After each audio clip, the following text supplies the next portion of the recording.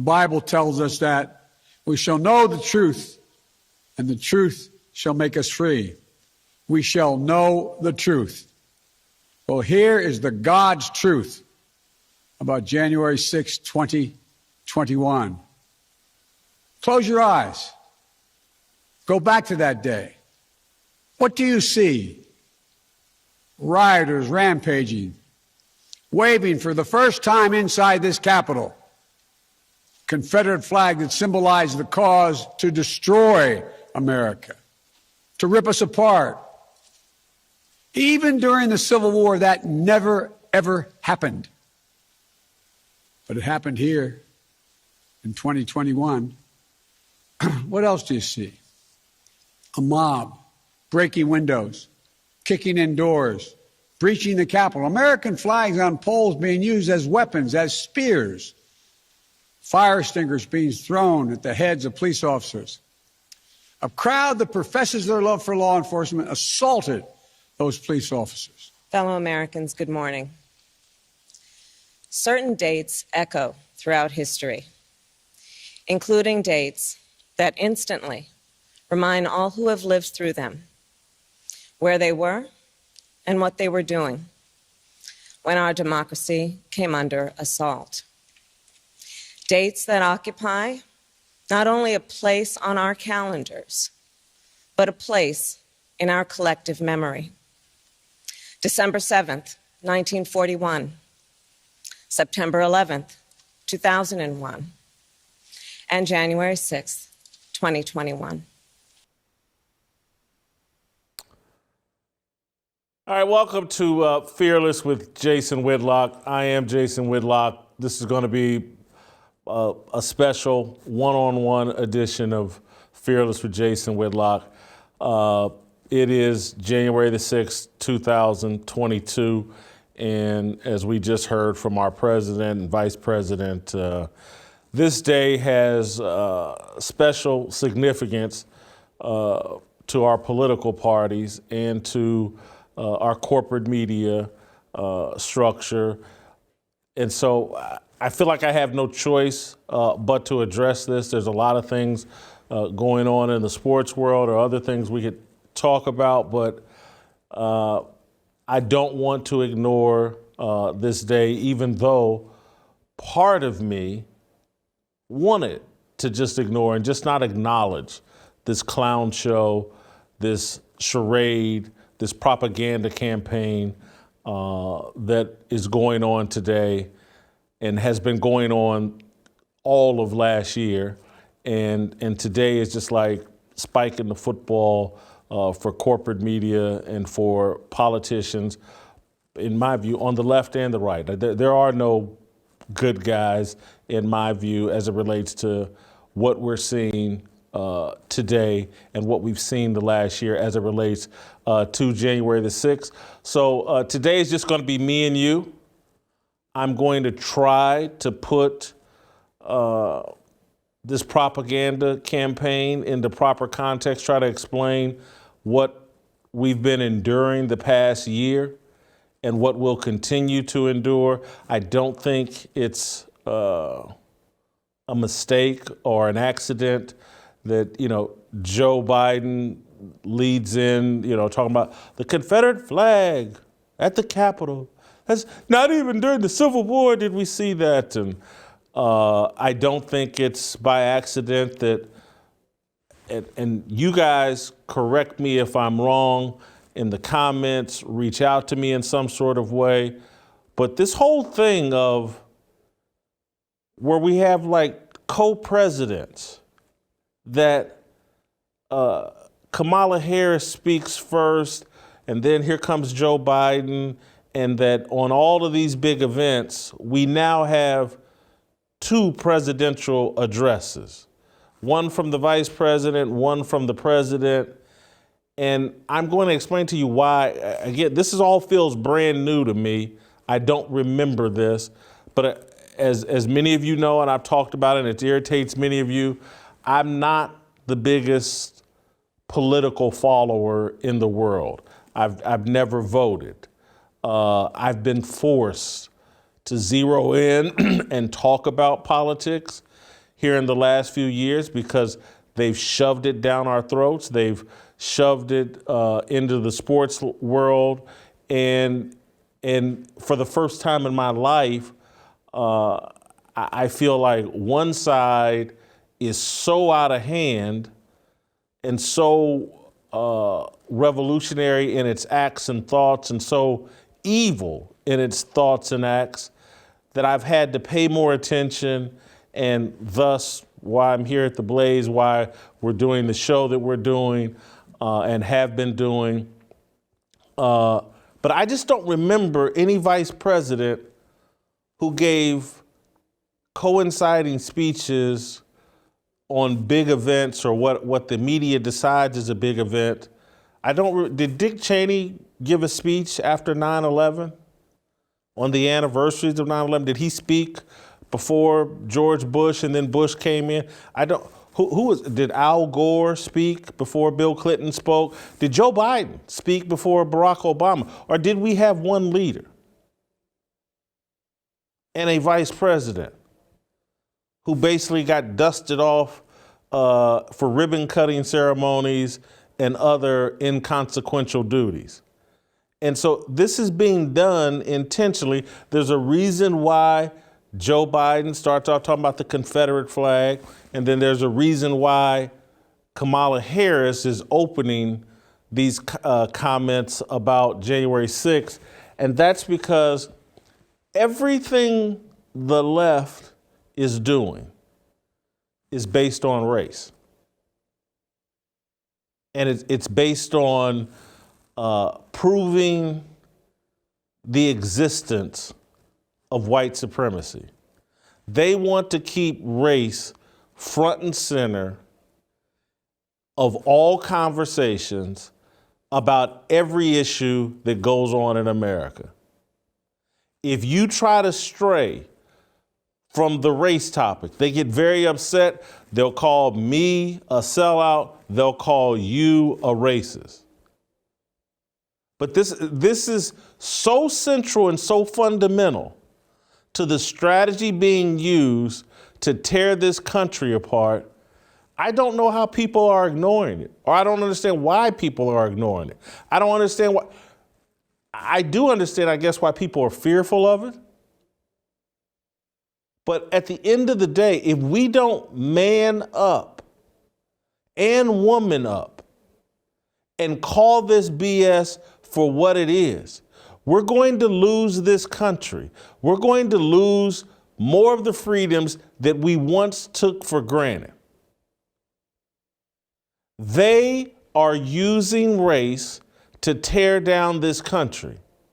And there are many of you that don't want to address it head on, want to stay on the sidelines, don't want to risk being called a sellout or a racist. And so you just keep your mouth shut and you keep ignoring it. And that is what is empowering them. And that is what is increasing the racial division in this country. And so January 6th is just a propaganda tool being used to argue, man, America is just like it was in 1820, just like it was in 1920, just like it was in 1960.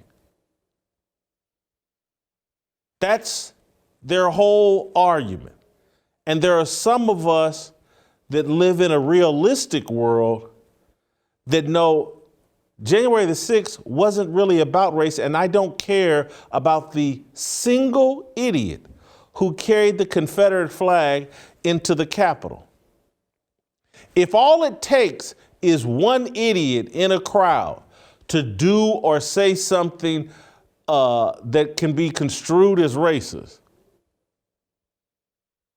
then we're all racist. And I was a racist when I went to the Million Man March called by Louis Farrakhan, who says and said a lot of things that could easily be construed as racist, anti-Semitic. If all it takes is one idiot in a crowd to smear everybody and to override the entire message that's being promoted, because again, I talk about me going to the Million Man March, and I tell you why I went and why all my friends went. It was a call for black men to take responsibility for ourselves, our families, and our communities, and that's why I went. Farrakhan and the Nation of Islam, the racist stuff they said, and I could care less about it. It didn't represent me. I was there because somebody was calling black men to stand up and take responsibility for themselves, their families, and their communities. People went to the Capitol on January the 6th, not over some Confederate flag, not over some issue of race. They went to the Capitol because they felt the election was done and executed in an unfair fashion. And I don't care if people don't like it. They can throw me off YouTube. They can ban me from Twitter. They can do whatever the hell they want to me. The election wasn't fair. All the rules that got changed right before the election, the whole mail-in balloting scam. The election wasn't fair. To all of y'all that got a problem with me saying that. And so people had a right to be upset. That was part of their deal. The other part of their deal is they feel like politicians on the left and on the right do not and refuse to listen to the actual people that put them in office. They were frustrated by that and wanted to go to the Capitol on January the 6th and let politicians, the people they put in office, and not just Democratic politicians, they wanted to let Republican politicians know, you're not doing what I'm asking you to do. The other reason they went, we just went through in 2020 a level of lawlessness, blatant lawlessness. The rioting, looting, terrorizing of neighborhoods, killing of police officers. And we got people like Kamala Harris and athletes and entertainers and celebrities on social media, on TV. I'll pay your bail. Keep it up. I'll do anything to keep you out of jail and out of trouble. Keep it up. We got your back. We watched Antifa, Black Lives Matter, the Democratic Party, LeBron James, Kamala Harris, and all these justify a level of lawlessness that we watched on TV night after night after night across this country. Buildings burning down, police shot and killed, ordinary citizens terrorized. People sat and watched that for an entire summer. And they were mad as hell and frustrated about it, and they weren't going to take it anymore. And so they went to the Capitol to get in people's faces and let them know, no, we're frustrated too. We're not going to go burn down our own neighborhoods. We're going to come to your place of work and let you know how frustrated we are. Those are the primary reasons why people showed up on January the 6th. They went to go confront the lawmakers, primarily the white ones, who refused to represent their point of view and treated them like your thoughts don't matter. The only thoughts that matter are the LGBTQ, whoever says they're down with Black Lives Matter, George Floyd, whatever criminal has resisted arrest and run afoul of the law and gotten himself into a much bigger jam with police than he should have if he had just complied. The entire country bending over backwards for them.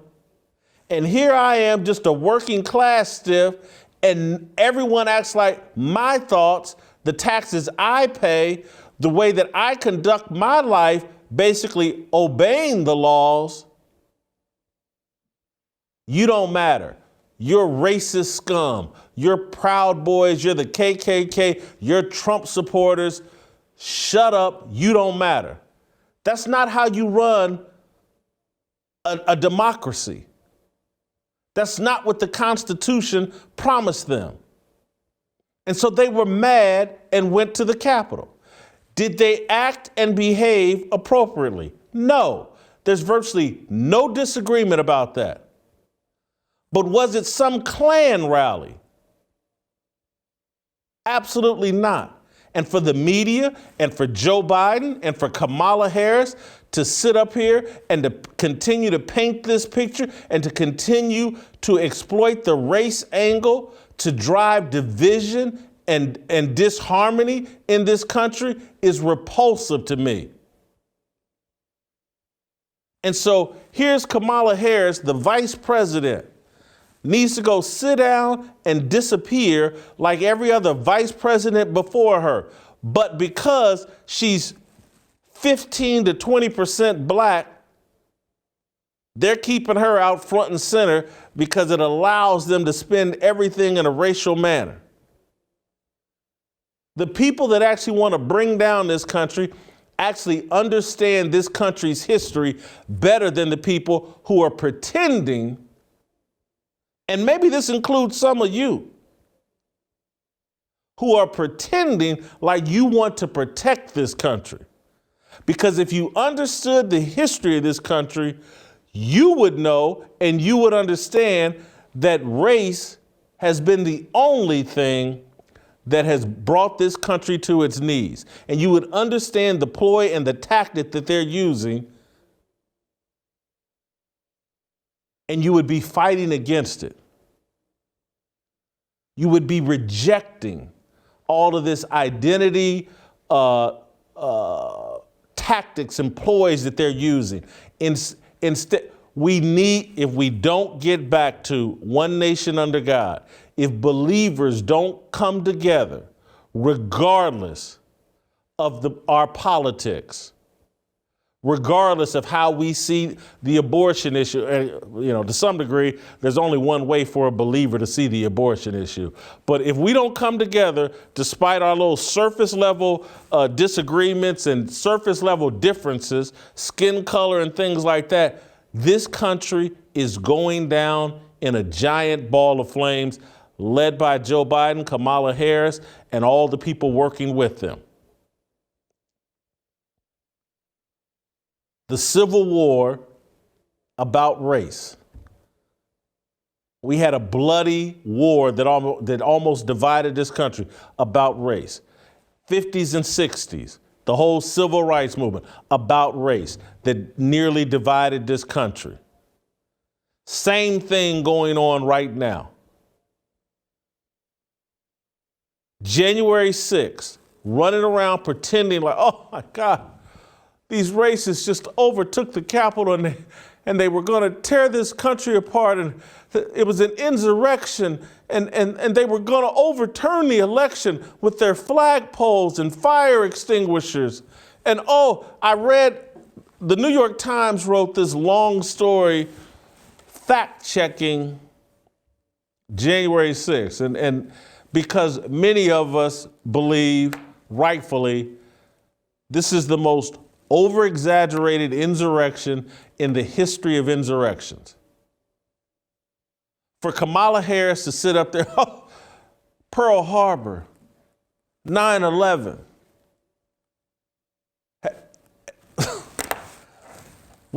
3,000 people died on September 11. 2,300 people died Pearl Harbor. One person died on January 6th, Ashley Babbitt.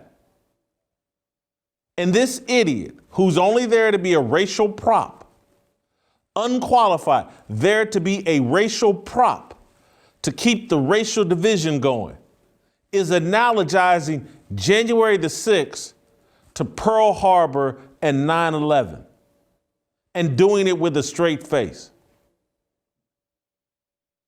And then I'm looking at the New York Times and I want to read directly from this story where they allegedly are fact-checking and debunking all these right-wing myths about January 6th. And many of them are stupid.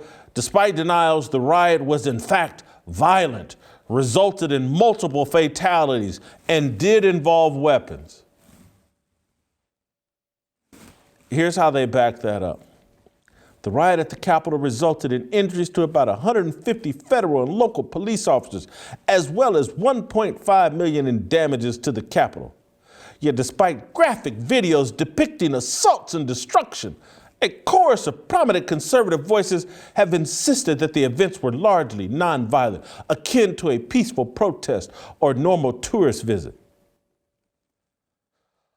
They go on about Trump. Those claims are false. At least 3 January 6 rioters face gun charges, including a Maryland resident who took a gun into the Capitol. Look how cleverly they disguise this. Now, you got thousands of people there, and they're going, whoo!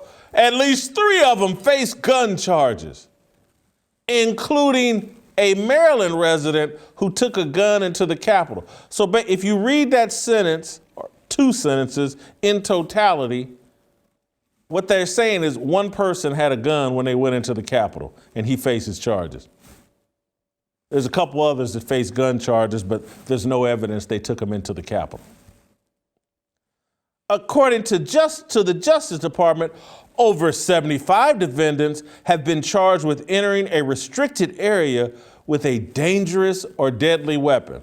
They ain't gonna define these dangerous or deadly weapons. Damn near a butter knife meets that standard. Who knows what, spray, who the hell knows, but cut it out. We watched in 2020 what deadly riots look like. We saw people in the street. There's video in Atlanta, Rayshard Brooks. There's plenty of video. People with semi-automatic weapons looking just like Kyle Rittenhouse walking up and down the streets, shooting people. I've seen the videos myself. A bipartisan Senate report tied 7 fatalities to the assault. On the day of the attack, 2 protesters died of heart attacks. 2 protesters died of heart attacks. They don't say where. They could have been out in the park, out in the streets.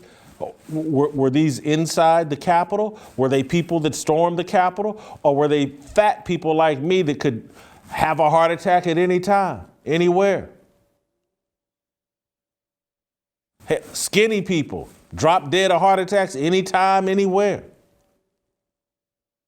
They tied 2 heart attacks to protesters to the assault. 2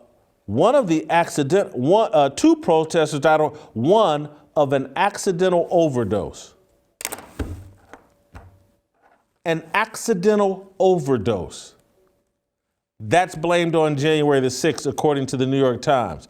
And one was Ashley Babbitt, was shot while trying to enter the speaker's lobby of the Capitol through a broken glass door. A Capitol police officer died of multiple strokes a day after the attack. 2 other cops killed themselves in the days afterwards. So now suicides days later is why January 6th was this deadly attack, akin to Pearl Harbor and 9/11. Suicides days after. A cop having a stroke a day after. And if we want to do this loose time, do you understand the kind of stress police officers have been under? This is even before, but since George Floyd, the kind of stress anybody wearing a law enforcement uniform has been under? Are you kidding me? The Capitol police officer, if he died of a stroke from stress, I'd blame it on George Floyd more than I'd blame it on January the 6th. law enforcement has been discredited, defiled, defamed, villainized, demonized.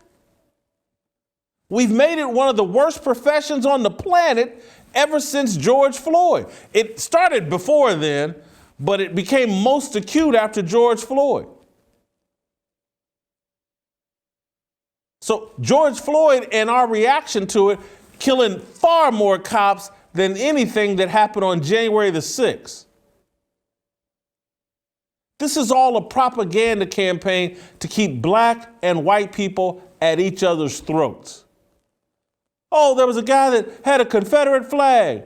Oh, and we're going to have Kamala Harris's 20% black. We're going to have her come out here and fan these flames. When have we ever seen vice presidents out talking as much as we keep seeing Kamala Harris front and center? And no one in the corporate media calling this BS out.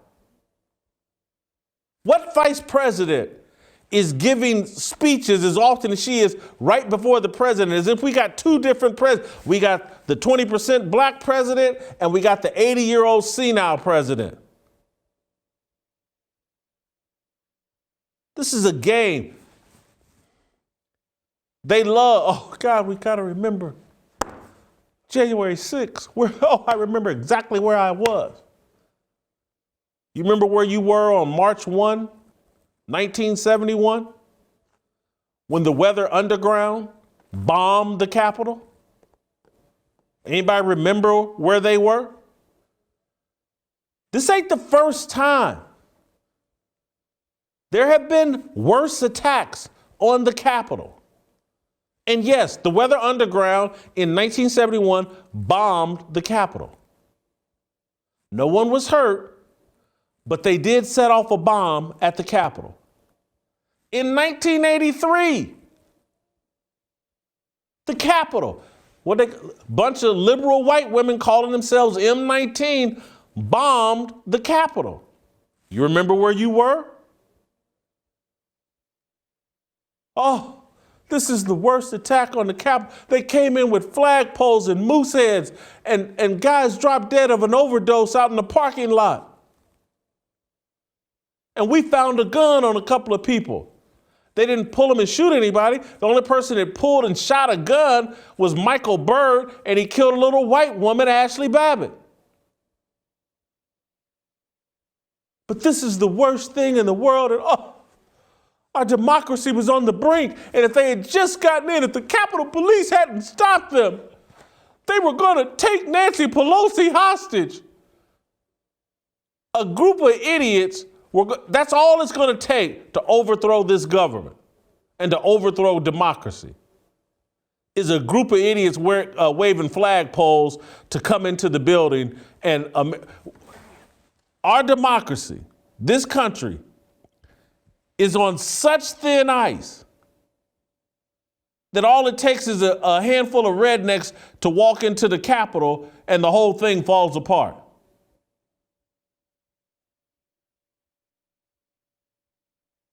They got to cut this out, and we got to quit going for it.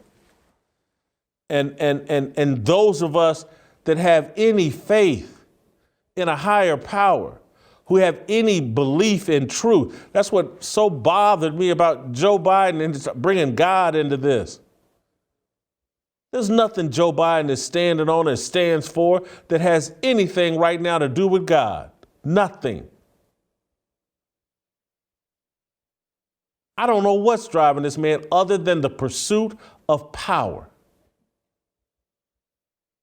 His love of being in power. He is from Game of Thrones, he's Stannis Baratheon. And that's why, as bad as the TV show ended, Game of Thrones, I wish people fully understood it. It's a great show, 4 or 5 seasons in, because it's really just an explanation of how desperate and how corrupt and how immoral people will be in the pursuit of power. And that's what we're seeing from Joe Biden and Kamala Harris. But it ain't just them. It ain't just Democrats. I'm going to take a quick little pause here, and I'm going to show you how the Republicans, they ain't no better. And that's why I keep telling you, we better get right with God and quit looking for these politicians to fix something they're incapable, unwilling to fix. These Republicans ain't no better than the people on the left. I'm going to prove that here in a minute, but I'm going to tell you about my friends at Good Ranchers. Start the new year with free meat. Good Ranchers is giving away 40 free chicken breasts to every order that uses my code FEARLESS. That's a $150 value for free. They want to help you kick the new year off right with a box of 100% American, 110% delicious chicken, beef, and seafood. Eat better, eat healthier, cook more meals at home, and enjoy loads of flavor with one of their many boxes. Take advantage of this limited time offer today. Use the code FEARLESS at checkout or visit www.goodranchers.com/fearless to get your 40 free chicken breasts. Saving $150 with this deal is a great way to start off the year. Stock up on quality beef, chicken, and seafood, food that makes a difference in your life and the lives of American ranchers. Go to goodranchers.com/fearless to start 2022 on the best note possible. Free chicken, free delicious meat, and you're supporting me, this show, and people who support your point of view. Don't go anywhere. I'm going to go in on Ted Cruz. Next. Solemn anniversary this week, and it is an anniversary of a violent terrorist attack on the Capitol, where we saw the men and women of law enforcement demonstrate incredible courage, incredible bravery, risk their lives to defend the men and women who serve in this Capitol. We are grateful for that courage. We appreciate the selfless sacrifice of the men and women who keep us safe. We have seen bombs go off in Boston at the marathon. We have seen the towers fall in New York City without, we know what terror attacks look like. And so for Ted Cruz to go along with this game that the left is playing and trying to turn January 6th into a terror attack. This is where I'm talking about politicians. And I'm not suggesting that my approach is the right approach for everyone. But this is why I struggle to vote. Because I don't see any politician willing to stand on truth. And so if they're not standing on truth, oh, well, his lies aren't as big as their lies, and so therefore, he's better than the big liars. You can't have big lies without little ones. The little lies justify the big lies. And so for Ted Cruz to sit up here and open his mouth and act like January 6th was a terror attack. You know how many terror attacks go on in Chicago and in other major cities, Philadelphia, other major cities, New York today? If January 6th was a terror attack where only one person got killed, what goes on in South Central Los Angeles every day, every weekend? What goes on in Chicago, in all these major cities? People legitimately afraid to stay, sleep, and work and move around their communities. And Ted Cruz is on TV, in front of cameras, in front of Congress, pretending like this is a terror attack when they went back to work in that same building 3 or 4 hours later after a terror attack. Name me the terror attack where it was business as usual 3 or 4 hours later.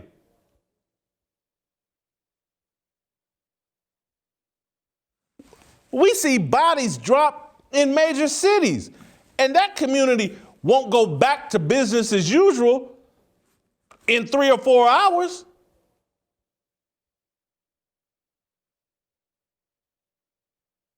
The small lies justify people telling big lies. And so Ted's right in the game with them.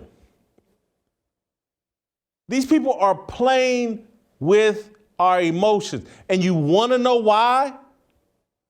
The people showed up at the Capitol last year on January the 6th. It's because of the little lies, like the one Ted Cruz just told. He's supposed to be representing their point of view. If they felt like they had a voice, they wouldn't have gotten cars and driven to Washington, D.C. to go make sure their voices are heard. If they had a voice, if the people elected to defend them and to represent their voice would stand on truth and speak up, they wouldn't come to the Capitol. They would stay their ass at home and take care of their wives, kids, and families and neighborhoods. But because people like Ted Cruz don't have the intestinal fortitude, the balls, the manliness to stand on truth, they have to come out of character and do things they shouldn't have to do.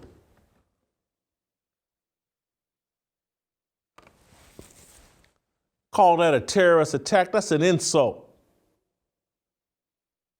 to people that have actually gone through something. There are kids, young kids, and that's what drives me crazy about all these, oh God, thank God the police were here. They were gonna get me with a flagpole. And you got kids right now that will go to sleep tonight hoping and praying that they don't get shot, their mama don't get shot, their big brother don't get shot by a random bullet tonight.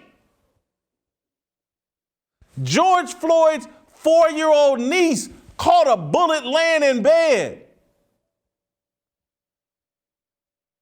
And these cowardly politicians think they went through something on January the 6th. And oh my God, thank God the police, the Capitol Police, heroically saved me from that flagpole.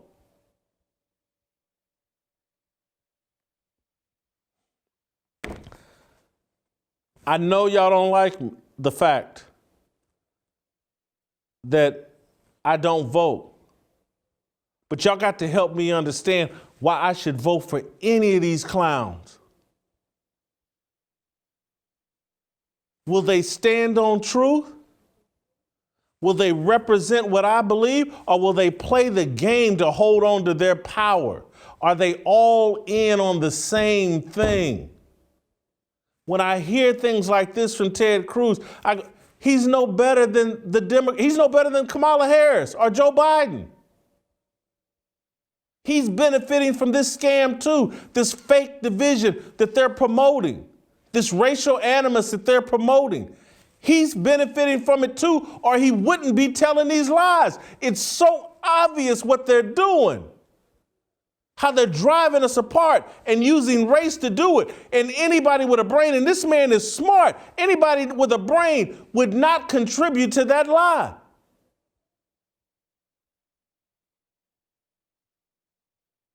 Not if you love this country, not if you love what this country has done for many of us in this country. Black, white, brown, yellow, whatever. It has given all of us great opportunities to succeed and to better ourselves. Has it been 100%? Nothing has. Better than all the other options in the history of man? Yes, it has. And I'll stand on that.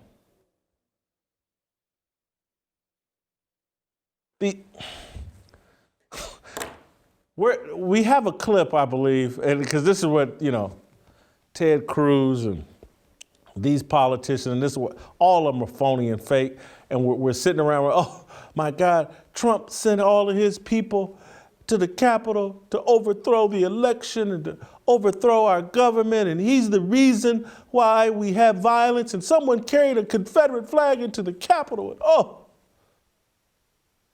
Maxine Waters begging people to get violent with each other, begging people on the left to confront people on the right with violence and intimidation. But oh, it's all Donald Trump. It's only Donald Trump and his supporters.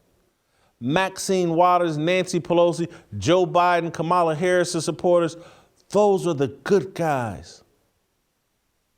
They only burn, loot, and kill when a black criminal suspect has been killed. Their violence is justified. It's good violence. As John Lewis, it's good trouble. When you burn down a building and kill cops because George Floyd refused to comply with police, that's good trouble. Play the clip of Maxine Waters begging her supporters to get up in people's faces and promote division and bait violence. That we're going to get a verdict that is say guilty, guilty, guilty. And if we don't, we cannot go away. And not just manslaughter, right? I mean... Oh, no, not manslaughter. No. This is guilty for murder. I don't know whether it's in the first degree, but as far as I'm concerned, it's first degree murder. Congresswoman, what happens if we do not get what you just told? What should the people do? What should protesters on the street do? I didn't hear you. What happens? What should protesters do? Well, we got to stay on the street, and we've got to get more active. We've got to get more confrontational. We've got to make sure that they know that we mean business. We have to get more confrontational. If we don't get the guilty verdict that Maxine Waters has demanded, we have to get more confrontational. She's saying this on a night as riots and violence and looting are going on across the country. But it's Trump. He's the worst human being on the planet. And Maxine Waters, she's an angel from God. And her violence that she's calling for, the confrontation that she's baiting people to have, that's good trouble. And so the people sitting at home that watched this throughout 2020, who got angry and was like, well, hold on. From Ted Cruz on down, ain't nobody pushing back against this crap. Our neighborhoods, our businesses, our way of life is being uprooted by a bunch of people that seem to have no morality. And these politicians are afraid to take them on. Yeah, I'm going to go to the Capitol and make my voice heard. And I'm going to carry my flagpole with me.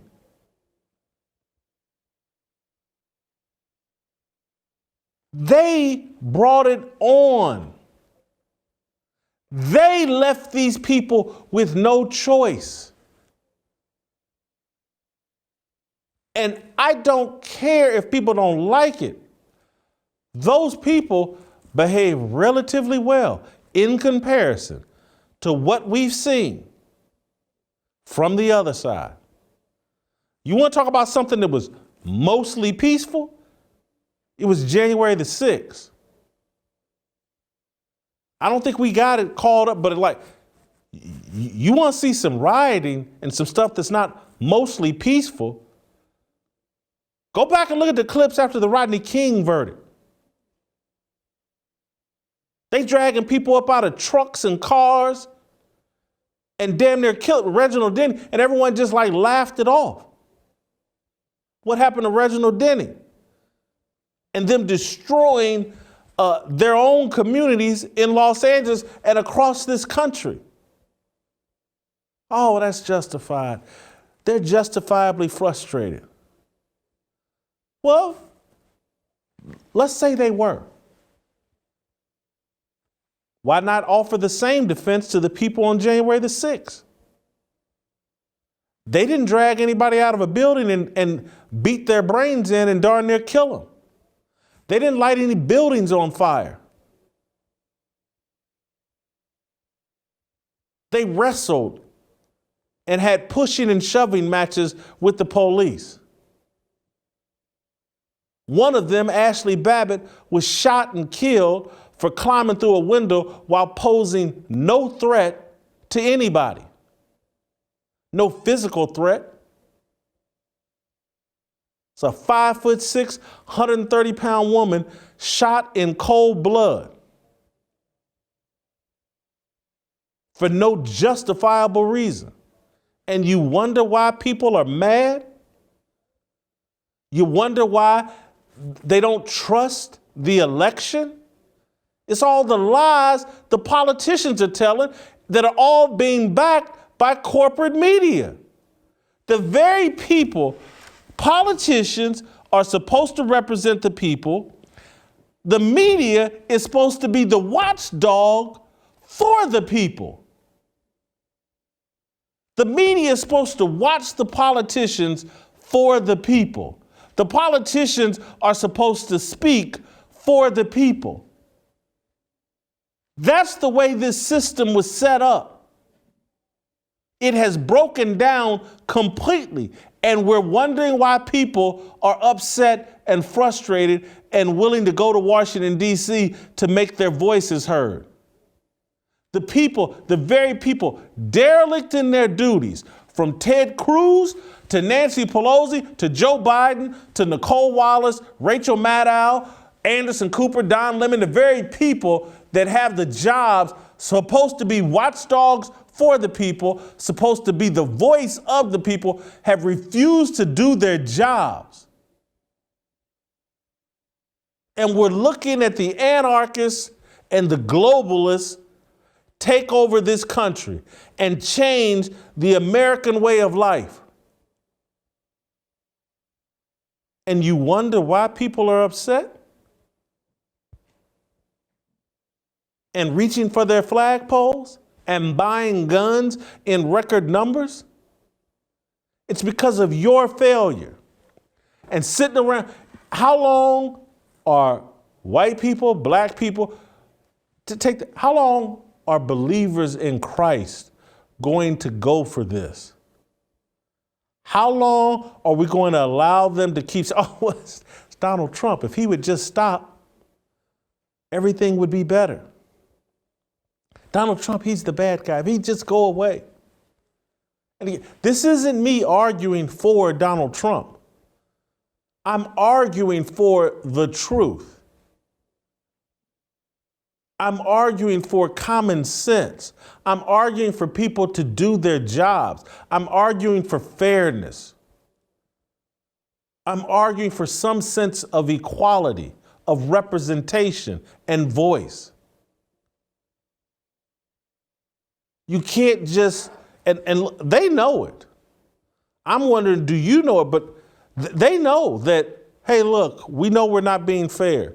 We know we're trying to upturn this entire system, and we're trying to install communism and get America on board with a way of governance that works for the global community, the global elite community.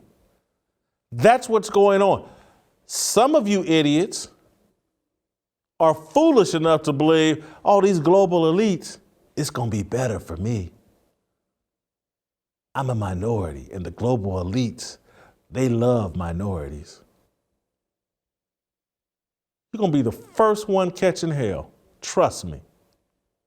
You're going to be the most miserable person on the planet, the most oppressed person on the planet, the first person with your neck underneath a boot. Trust me, it's all over history.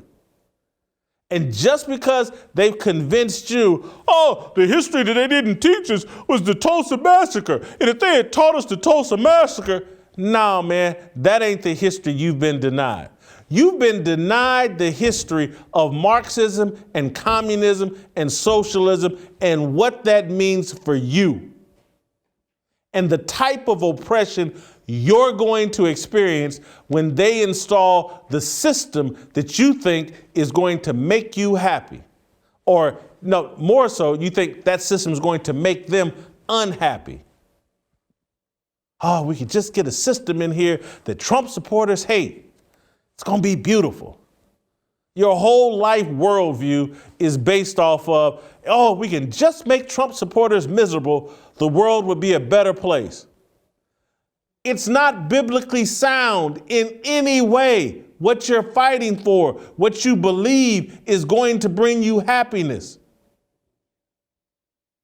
Western civilization, the United States of America, our Constitution, our Bill of Rights, our Declaration of Independence, all of it came and is laced with a biblical worldview. The individuals that wrote the documents were flawed, but they came up with a nearly flawless system that was consistent with the Word of God. Yes, they were flawed. The individuals, the system they came up with was better than their flaws. History proves this. America proves it. Our journey, our narrative arc. You're being bamboozled into thinking that America and our founding documents are the problem. The people are flawed. And they're very flawed right now. They have no respect for our founding documents. They've sold out freedom. They've sold out God. They've become secular. They're atheists. Many of them pretend to have faith. They don't.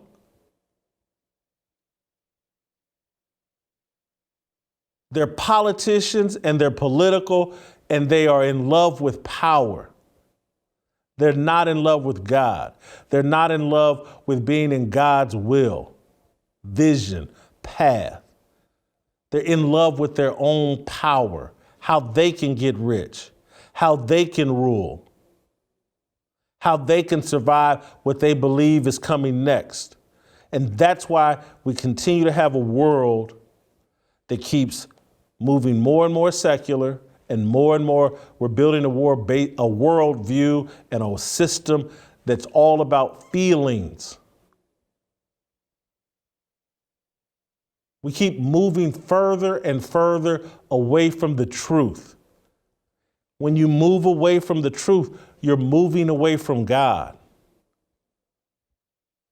And so when Joe Biden, Kamala Harris stand up, yeah, this is just like Pearl Harbor. That's a lie. It's not remotely based in truth. When the whole entire corporate media structure spends all of Thursday trying to convince you, oh, January 6th, do you remember where you were? Do you remember that feeling when one person died who was shot by police, but it was really a Klan rally?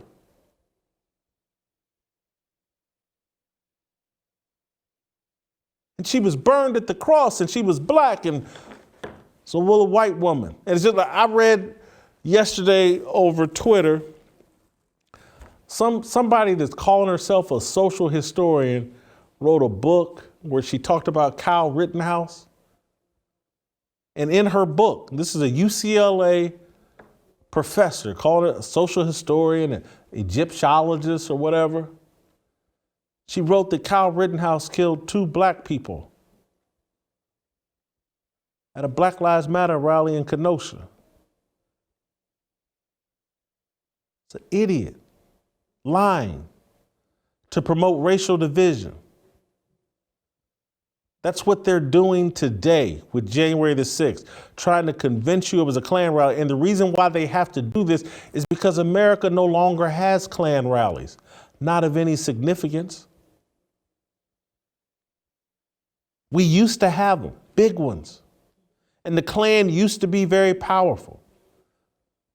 And it used to be fashionable to be a white supremacist. That's no longer the case. That's why they keep making up things. They want it to be 1920. They want it to be 1820, but they have to fabricate it. That's why, Charlottesville, 200 idiots gathered up, and they had you convinced that it was 200,000 and that they somehow represented a nationwide feeling across America. A couple of hundred people wanted to rally up and protect Confederate statues. It's horrible. We got 200 people in Charlottesville, and then so 1,000 leftist idiots calling themselves anti-fascist showed up to fight them and to have a confrontation with, to show everybody how, I'm anti-racist. And all they needed to be was ignored.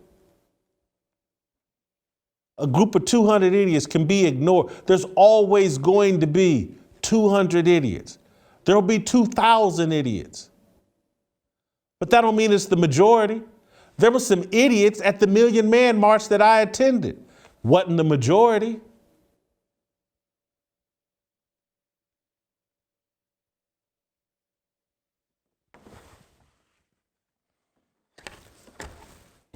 January 6th is a joke. I won't be talking about it next year. I'm not going to play their game next year. This is it, and this is all for me as it relates to January the 6th. I'm going to let everybody, Ted Cruz and everybody else who wants to exploit it, they can continue on. But next January the 6th, the second anniversary when they're still at this game of pretending like January 6th was America almost was toppled. You can continue to play this game and go for it. You can continue to follow them down the little racial war path that they want you to go down. I'm not going to do it. Tomorrow, we'll be back to talking about stuff that matters. Probably a little sports, but who knows, something. Maybe Ted Cruz will say some more dumb stuff today, and I'll go back in on him. All right, that's it, and that's all.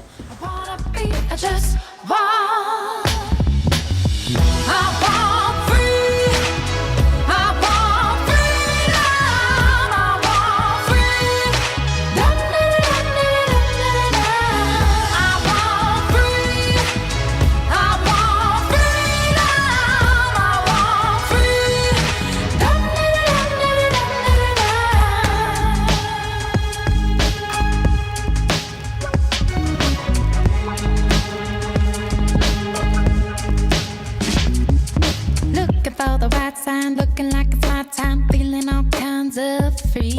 These words are our religion, our regrets and our decisions. We all wanna go to heaven with